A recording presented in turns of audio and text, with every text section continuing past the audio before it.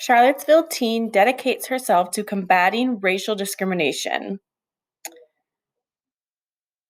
So this is a picture of teen activist Zana Bryant, who wrote a petition in 2016 when she was a high school freshman, asking the city of Charlottesville, Virginia, to remove a statue of Confederate leader Robert E. Lee.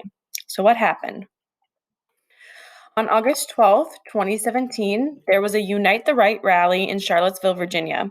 It was a march protesting the decision to remove the statue of Confederate General Robert E. Lee.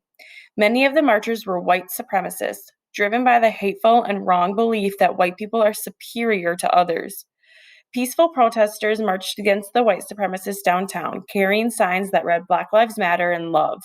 One of the white supremacist marchers, 20-year-old James Alex Fields Jr., drove his car into this crowd of people. The car injured several people and killed 19-year-old Heather Heyer. He was charged with second-degree murder and other crimes. His arrest ended hours of unrest.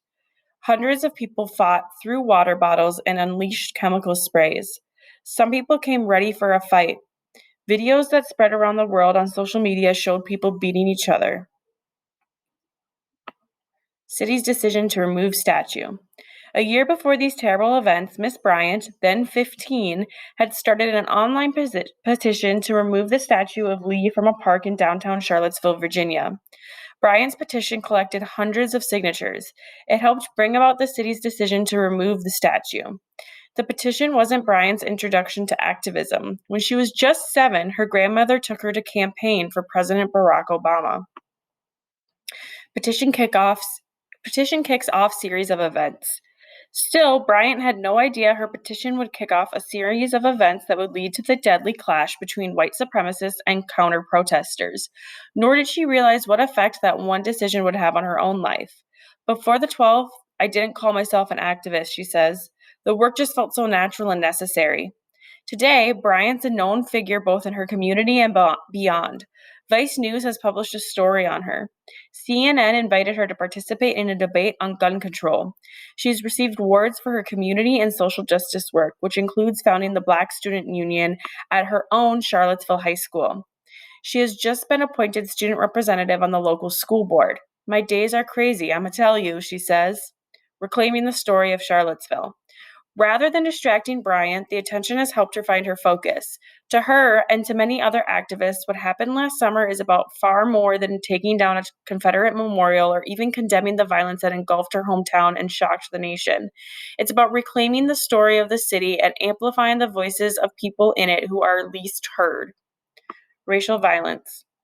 White supremacy in Charlottesville existed way before August 12th, Bryant says. The events of that day are nothing compared to the racial violence that Black people have been dealing with since the beginning of this country. The past year has led to a kind of soul-searching that's caused the citizens of Charlottesville no small pain. On the Monday before the one-year anniversary of the Unite the Right rally, residents packed the hall where the Charlottesville City Council holds its meeting. Police Chief Rashal Brackney and Fire Chief Andrew Baxter fielded questions from council members about safety and security for the coming weekend.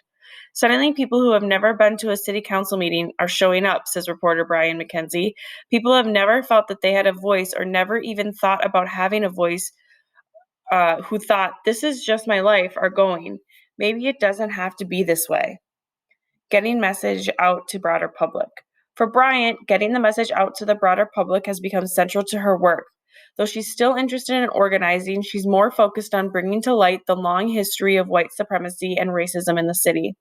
One thing that hasn't changed for Bryant in the past year is how she feels about the statue that started it all. Though it was covered with a black tarp for a while, these days the statue looks the same as it did when Bryant first published her petition. In July, a local judge signed an order that prevents the statue's removal until a lawsuit over it plays out in court. It needs to go, Bryant says. There should be no celebration of racial terror, she says, and no platform for white supremacy.